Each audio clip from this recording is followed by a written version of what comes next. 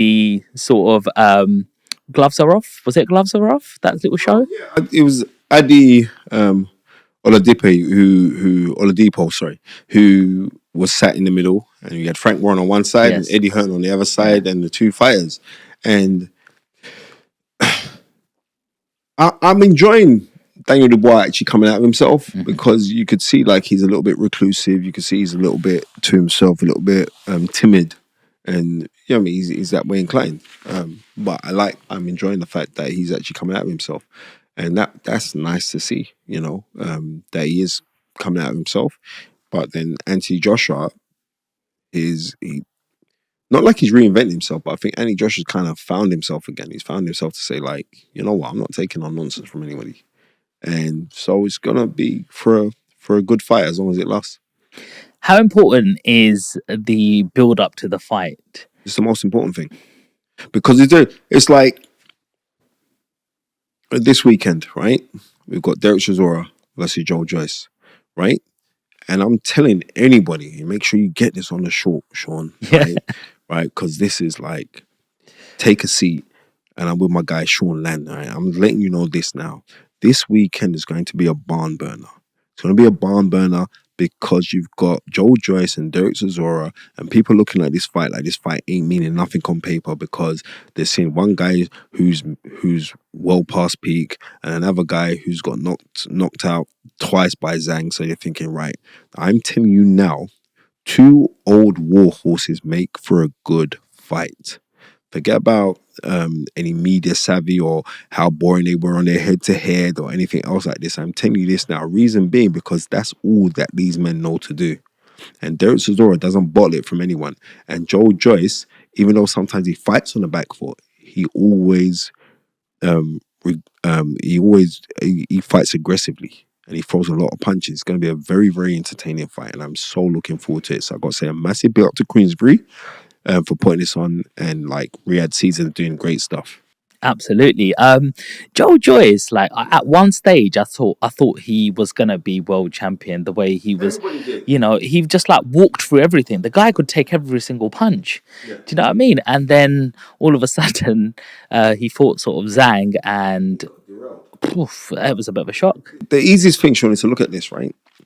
That water can erode rock, right? And I never like when you hear, oh, well, this guy's so tough. He's got a granite chin. You see, because you're going to keep on taking shots. And I'm telling you, you're getting shots from big guys who are 210 up to 240, 250 in pounds. That's big 19 stone, 20 stone guys flying at you. It's going to take its toll eventually, right? That's what happens. It's going to take its toll eventually on you. And when it takes its toll, that's when you start getting knocked out. I like to hear when guys go, oh, well, this guy's got a good chin. That's nice.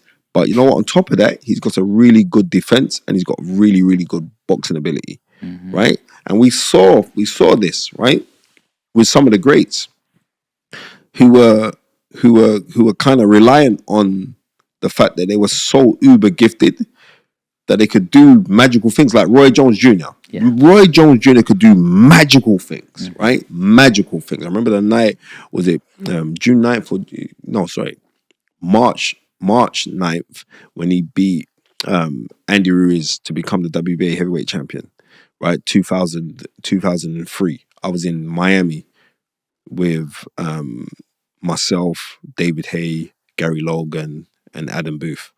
We were out there because David Hay was going to be fighting them, so we went out there for a training camp out there. And I remember watching that fight in a bar on Ocean Drive, and it was incredible what I witnessed. It was like, wow, this is crazy. But when you're relying on, not saying that Roy Jones done all the fundamentals, he does, but he was supremely gifted. He had fundamentals, but he was a speedster. But when you start slowing up a bit, you can get timed, you can get hit, you can get hurt, right? But for many years, we never saw Roy Jones get hit. So for years and years and years, we never saw Roy Jones get hit. Then all of a sudden, you see him get hit in his fight against Antony Otava. He gets hit, and he gets knocked out. Boom. Right? So we're looking at that now, we're saying, wow. So when someone's relying on toughness, or I could just keep on walking forward and getting hit, you're getting hit. Everybody has a gauge inside of them. It's just like a computer game, right? And like you're playing a computer game like you're playing Street Fighter. Yeah, I mean, Like, I don't know who your favorite character on Street Fighter is, right?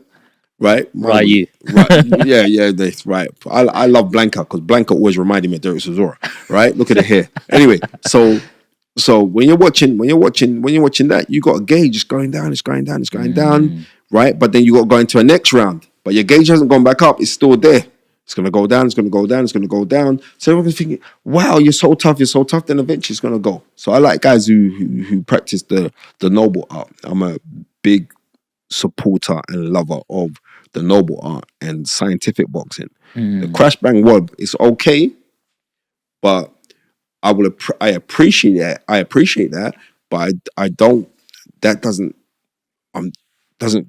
I don't go crazy over that. Do you think that's what happened with Mike Tyson? We had that peekaboo style who's really good at his head movement and a real big puncher. But, when he started getting a little bit older, his movement was left. So his movement was less. So he got caught more. Or what do you think the downfall of Mike Tyson was? I know you most probably watched an interview with Evander Holyfield when Evander Holyfield was saying like young Mike Tyson would move his head side to side on certain motion. And then as he got slower, as he changed trainer as well, he was with a guy called Kevin Rooney. Then he left. Him and Kevin Rooney broke up, and then he was working with Aaron Snowland. And when he was working with those guys, it's like the movement kind of stopped. So you could time Mike Tyson. When that goes, it's not like there's a comparison. Like Mike Tyson really had a really good chin. Right? You got to think about it. He had a really, really good chin. But, and using like Tyson as, if we go back to November of 1986, when he beat Trevor Burbick in 2 rounds to become the WBC heavyweight champion of the world. A lot of people can talk about Mike Tyson. Well, Mike Tyson wasn't really that great. Mike Tyson was. I want people to realize this. When you were 20 years old, what were you doing? When you were 20 years old, at 20 years old, you can't even urinate straight, right? Right. I just want you to realize this, right? And Mike Tyson at age 20, this is spookily scary, knocked out Trevor Burbick to claim the WBC heavyweight championship of the world. And Trevor Burbick wasn't known. Trevor Burbick has been in with good guys, been in with Larry Holmes, who's an all-time great, most probably one of the greatest heavyweights of all time. Beat Pinkland Thomas, who had one of the best jabs I have seen in heavyweight boxing since the great Sonny Liston, right? And he walked through Trevor Burbick like a hot knife through butter. At 20. Realize that. That's the thing that makes Mike Tyson so great. Forget about everything else that he did. Not only that, but he could intimidate everybody. Everyone's trying to fight him, right? Forget about all of that. But that's what made Mike Tyson great, because at 20, what discipline was instilled in that young man from Customato, right? To say, right, I want this tunnel vision, focus, and discipline. And for that, I give Mike Tyson all the credit in the world. I don't care anything else that he did. I'm saying you became the youngest man ever to win the World Heavyweight Championship. And then you went on to become undisputed champion as well. You beat good men in Tony Tucker. You beat good men in Bone Crusher Smith. You beat good men in Tony TNT Tubbs. You fought good men, right? We would say, oh, but they weren't great. No, but they were good men. And technically, they're head and shoulders, a lot of those guys are head and shoulders technically above the heavyweights that we've got today. Even though heavyweight boxing changed now, right? Usyk is a different kind of monster, right? But I'm saying to you, it is what it is. Mike Tyson is an all-time great, man. He's one of my favorite boxers ever. I can see with he's just I want to be like, I'm Mike Tyson, I'm the best ever. Like, he was just so entertaining inside and outside of the ring. And the thing is, he just didn't give a shit. He was just him all the time. He just said what he wanted to.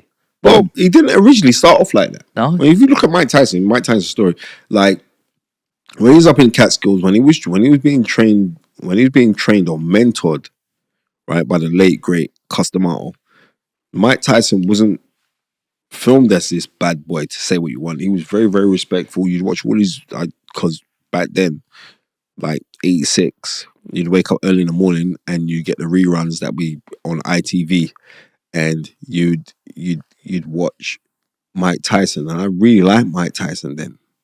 And then I really started to hate Mike Tyson because people were saying like, "Oh, he's better than Muhammad Ali." And I remember I was going livid. I was like, "What, are you crazy?" Yeah. Right? And I remember this. I remember, was it February 25th, 1989? He fights Frank Bruno, right?